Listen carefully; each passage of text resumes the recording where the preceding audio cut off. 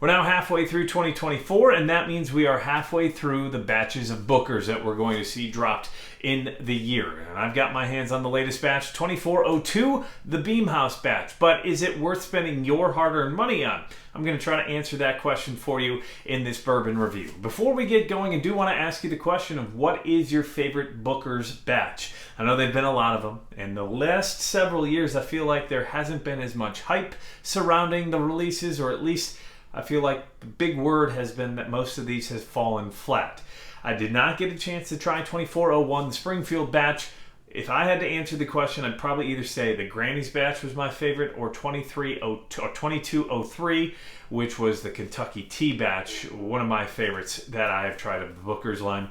But again, drop in the comments section what your favorite is. As far as the channel, welcome back in. I am Brandon. I am the Whiskey Weather Man, and this is the Whiskey Weather YouTube channel, where it is always whiskey weather. Now, before we move further, don't forget to smash that like button and share this video with your bourbon-loving friend so we can spread the love of bourbon and spread the channel as we're trying to get towards my goal of 10,000 subscribers by the end of 2024. Speaking of 2024, let's jump right into the second batch of Booker's Bourbon, which is called the Beam House batch. For those of you who don't know what Booker's comes from, well, it's from James B. Beam Distilling Company, which is where the Beam House batch comes from. Now, James B. Beam would be Jim Beam.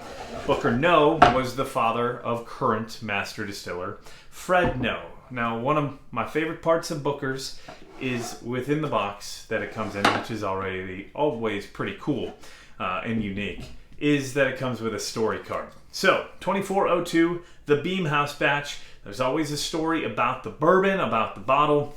So let's jump right into the story, written by Fred No, master distiller. The second release of Booker's Bourbon 2024 collection is Booker's Batch 2402, the Beam House batch. This batch is named after my family's home, a real special place full of beginnings, traditions, and memories, not just for me, but for everyone at Beam. I grew up just around the corner and lived next door for years before moving in after Dad passed away. The Beam House, as the name suggests, has been part of my family for generations. My great-granddad, Jim Beam, lived here. My dad, Booker No, lived here. And now I do, and we can guess that down the road, Freddie's gonna move in, who is the son of Fred No. Everyone's welcome. Dad loved when people would just stop by and come out back for a drink, and now it's tradition I'm proud to carry on. In this batch, I've tried to capture some of the most joyful memories I've made in the Beam House for you to enjoy at yours. So we know the story, pretty cool story, but is the bourbon any good? So the bourbon itself, what I do love about Booker's is it's always uncut, unfiltered. That means it's going to be on a higher proof things. This batch comes in at 124.6 proof, and the years with this one, 7 years, 2 months, and 22 days. They always go down to the day. The last couple of batches have been back at that 7-year age statement, but before that they had dipped back into that 6-year trend. So I am happy to see that they are on that 7-year train yet again. So 2402, 62.3 ABV, 7 years, 2 months, 22 days. And for those of you looking for the mash bill, I don't believe it's actual out there, but it's pretty much generally assumed that it is 75% corn, 13% rye, 12% malted barley. Full disclosure, I already filmed this review, got done with it, found out that my SIM card was full. So this is take 2. So I already know what I'm going to taste out of this, but let's get right into it. So the whiskey itself, right off the nose, it's got a sweetness. I get that general bourbon, vanilla, caramel. And I was watching Jason C. Mash and Drums video this a couple days ago, and he mentioned a caramel apple note, and I get that out there as well. One thing that has been present on this, or not present on this, is that Beam nuttiness. Usually we have a lot of nuttiness within the Beam varieties, whether that is just Jim Beam, Booker's, even the Knob Creek line. I get a little bit of peanut in some of those, and sometimes I get a lot of peanut, and that's usually the case on Booker's. I don't get that on the nose. Maybe a little bit, but it's not that overpowering peanut punch that you would normally get. Oh, and before we go any further, something special. Poured this into my brand new Whiskey Weather Glencairn, which, yes, they are available for sale and for purchase. I've got the link below. I know, Derek, you mentioned a couple of times that you were looking for glassware. We finally got it. And also, we've got more cool things coming up regarding Whiskey Weather Glencairns and glassware, but also a barrel pick. That I'll be doing my first barrel pick. And if you want to join in on that, I'll be taking 2 different patrons from my Patreon, and I've got the link below as well. So if you want to be part of the barrel pick team for the Whiskey Weather first ever barrel pick, go join the Patreon below. As far as the whiskey itself, back to the nose.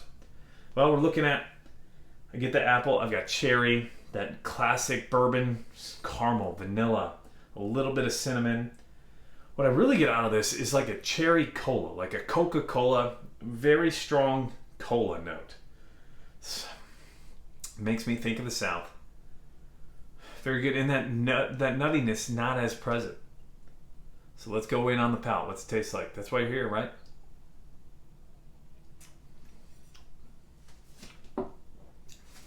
Right up front, you get that 124.6 proof. It kind of hides the flavor at first, then it gets sweet. There's oakiness, and I'd say more of a bitter oak rather than the sweet oak, but then some more sweet oak on the backside. Let's go in again. That cherry cola note back for me. As far as the viscosity, I don't feel like it coats your mouth as much as a Booker's usually does. I wouldn't call it thin, but it's not as viscous or as oily as I usually would get out of the Booker's. And it doesn't even really stick to the glass much. Usually if you toss it around, you can get the legs dripping down. And I don't know if you can see that, but not a whole lot there. A little bit, but it's just not as oily. Usually it coats your mouth a little more, so we're not getting that out of this Booker's.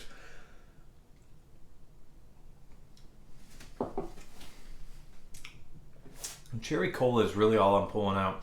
A little bit of that apple. Nuttiness isn't that bad. So if you're a fan of Booker's nuttiness, probably not the batch for you. But if you don't like the nuttiness or the peanut that you get usually from some Jim Beam bottles, I think this one might be one that you might actually want to give a try. As far as the bottle itself, I'm not wowed by it. And that's usually what I'm looking for with the Booker's. I want to be wowed by it. And some of the best batches have that wow, just takes you away, takes your breath away, and tells you exactly what the best bourbons you're going to drink are. It's just that sweet, it gives you that good feeling inside. This is good. I'm not knocking it. I just don't think it's great. It doesn't have that wow factor for me. So before we add anything to it, what I'm going to say is my forecast for this, I'm going to say partly cloudy. It's not a gloomy day. It's not a totally sunny day. It's not the best day possible. It's good. It's not great. It just doesn't give me that wow factor that I'm really looking for, especially for the price point. And I want to talk more on that as well. Some of the, I guess, biggest regrets on some of these bottles is that they are on the higher side. So it's a pretty high price and a pretty steep price to pay. We're talking $100 for an MSRP. I got lucky. I got mine at Costco the other day, $89.99. If you saw it on my Facebook page, I had to pull the trigger because that's the best price I have seen on a Booker's bottle in a long time. But for $99, that's where I get a little wishy-washy. It's good, it's not great. At $100, I kind of want to be wowed by the bourbon. I don't want it to just be good, right? So on that note, probably would say don't spend your money on it. But everybody has their own palate. That's just my opinion. But for $100, I think you could go buy a couple of different bottles that are on the cheaper side of things. Even Knob Creek 12, I think, would probably be better than this at a less high price point, much more affordable, closer to $60, $65 if it's available in your area. So the final forecast on this, I would say, will go partly to mostly cloudy. But I do want to open it up a little bit and see what it tastes like with some water in it. So we're going to put a couple of different drops. One drop, let's do one more, of some water. Now that is filtered water. Man, that nose already is a lot sweeter. Wow. A little more of the nuttiness up front. Some butterscotch, still that caramel. Say, this is more of a fall pour to me. And that's how it was when I sipped on it when it was regular and neat, not without the water drops. But yeah, this takes me more to like October, November. So this would be a great fall, early winter pour. The oak, much more present, more sweet oak once you add the water to the nose. Still have that cherry cola note that is really strong to me. Yeah, and that oak, a lot sweeter when it comes through. Let's see what the palate tastes like.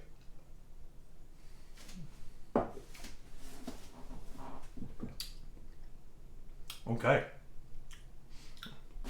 Not quite as punchy when it comes to the ethanol right up front. Look at the legs are even better. I don't know if you can see that, but that one drop of water in the legs, I don't understand that, but hey, yeah. Wow. Just the 2 drops of water have really opened it up. I'm sure the proof point probably dropped by what, 2 or 3 proof?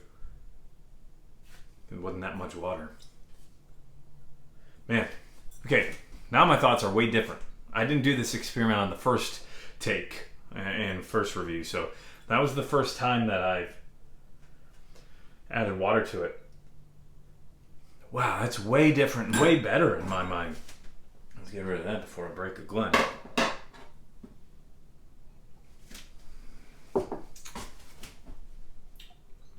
Yeah, I think that's way better just with a drop or 2 of water. So, if you do buy it and you don't enjoy it, I'd say try it again with a drop of water already, because it has really opened up and the flavors are there. It's not quite as harsh. Usually that's going to happen when you had some water, Brandon, but still very good.